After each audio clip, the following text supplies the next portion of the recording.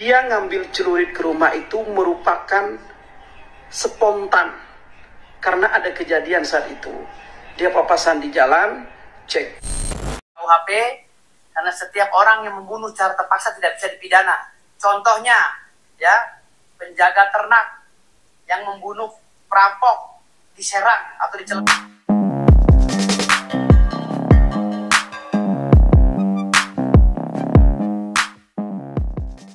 Ya, di kesempatan video kali ini kita akan melihat seperti apa tanggapan dari para pengacara dalam menyikapi kasus aksi carok massal, yang mana di sini memang banyak sekali masyarakat termasuk para pengacara nih soal pasal yang diterapkan terhadap Hasan dan juga Wardi, yang memang jika pasal yang diterapkan itu adalah pasal pembunuhan berencana yang dianggap adalah tidak tepat.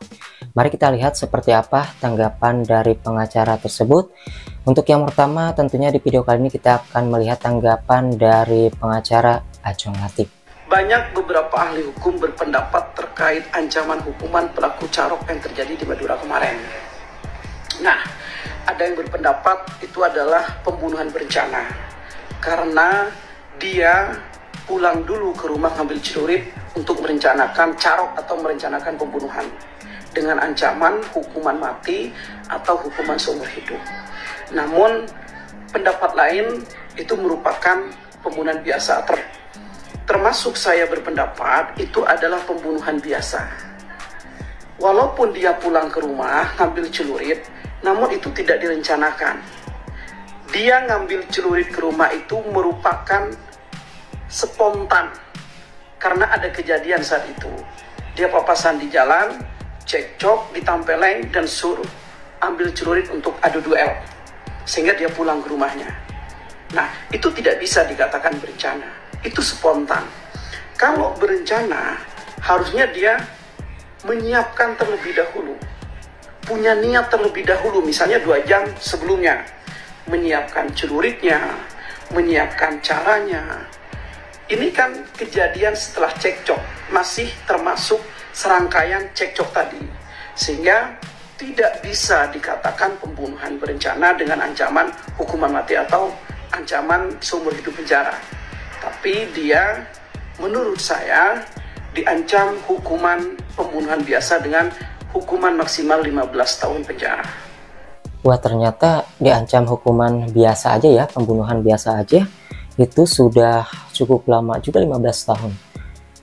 Tetapi meskipun begitu, banyak yang tidak setuju juga ya jika yang diterapkan pasal tersebut juga selain yang pasal pembunuhan, kalau misalnya pidananya itu 15 tahun guys.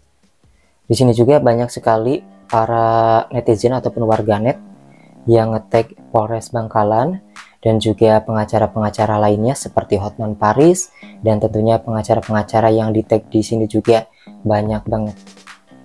Tetapi ya banyak sekali yang berkomentar juga, walaupun aku gak kenal sama Hasan, melihat wajahnya aja adem, apalagi kayak orang baik, ramah, tidak sombong, alim orangnya, Masya Allah. Ya memang dari kakaknya Bang Hasan juga nampaknya kalem-kalem semua sebenarnya ya. Mantap Pak, ini statement yang saya tunggu-tunggu dari Bapak, apalagi masih berdarah Madura. Betul, aku sependapat dengan Anda, terima kasih. Oke, mari kita lihat lagi dari pengacara lainnya. Wah, kali ini ada dari pengacara Firdaus Oiwobo juga nih ikut menanggapi soal aksi carok massal. Tetapi kali ini banyak netizen yang respect juga ke Firdaus Oiwobo ya. Biasanya kan dia menghibur nih komen-komennya ya. Banyak yang melenceng, tetapi kali ini nampaknya setuju dengan yang dikatakan oleh pengacara Firdaus Oiwobo. Mau ikut gerakan saya, bebaskan Mat Hasan dan Mat Wardi dari tahanan polisi. Siapa? Tunjuk tangan, tunjuk tangan. Ya, acuannya kemana? Acuannya ke pasal 49 KUHP, karena setiap orang yang membunuh secara terpaksa tidak bisa dipidana. Contohnya, ya, penjaga ternak yang membunuh perampok di Serang atau di Cilegon, itu dibebaskan oleh polisi dan kejaksaan. Nah, begitu juga sama dengan Mat Hasan dan Mat Wardi. Ini harus dibebaskan. Makanya kalian siapa yang mau tunjuk tangan? Saya pelopornya, bebaskan Mat Hasan dan Mat Wardi. Bapak Kapolri, tolong bebaskan Mat Hasan dan Mat Wardi agar mereka bisa menghirup udara bebas. Karena ini telah ya menyalahi prosedur daripada proses hukum acara. Kalau menurut saya ya, tolong bebaskan, karena kedudukan Mat Hasan dan Mat Werdi hampir sama dengan si pengembala yang menjaga ternak yang membunuh maling ya pada saat ternaknya ingin dicuri. Itu sama loh dengan menggunakan pasal itu. Itu acuannya salah satunya ya. Terima kasih. Ayo tunjuk tangan, siapa yang mau bebaskan Mat Hasan bersama saya? Ayo. Oke, kali ini Firdaus Ewobo banyak yang dukung juga ya. Kalau dampingi Pak Hasan, saya baru kali ini sependapat dengan sampean Pak Firdaus. Semoga sampean sama keluarga sampean dalam lindungan Allah. Amin. Nah, di sini ya banyak sekali yang meminta tolong para pengacara. Jadi warganet ini, para netizen ini aktif di media sosial, nge-tag para pengacara mulai dari Hotman Paris, tadi Ajeng Latif juga yang angkat bicara. Pokoknya siapapun pengacara yang dikenal oleh para netizen itu banyak di-tag ya, sebagai bentuk kepeduliannya terhadap Pak Hasan dan juga Pak Wardi, yang memang kalau kita lihat di situ ya dari kronologinya sebenarnya memang ditantang terlebih dahulu dan membela diri. Tetapi tentunya kita tidak tahu ya apakah nanti Hasan dan Wardi ini akan ditetapkan sebagai tersangka melalui kasus pembunuhan pasal berencana atau tidak. Yang pasti ini masih menjadi perbincangan hangat ya, apalagi kan ini dinaikkan ke pengadilannya belum ya teman-teman ya, ini belum disidang. Maka dari itulah mungkin nanti kita akan sampaikan lagi jika ada informasi terbaru mengenai siapakah pengacara yang sukarela gitu ya, yang di tag netizen mau mendampingi Hasan dan juga Wardi. Setidaknya meskipun mereka ini mendapatkan hukuman gitu ya, tetapi ada keringanan ya. Kalau kita lihat dari segi awal mula kejadiannya kan kita sudah mengetahui ya.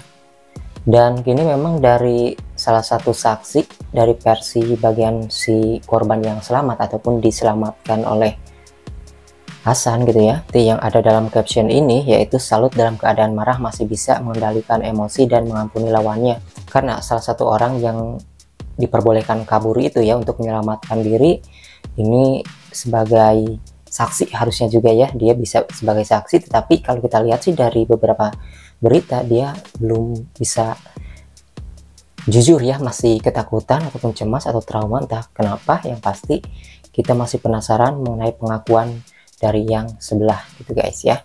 Tapi di sini banyak sekali masyarakat yang benar-benar peduli ataupun menyayangkan jika memang Hasan dan Wardi ini ditetapkan sebagai tersangka melalui pasal kasus pembunuhan berencana yang memang dinyatakan itu tidak tepat bagi mereka.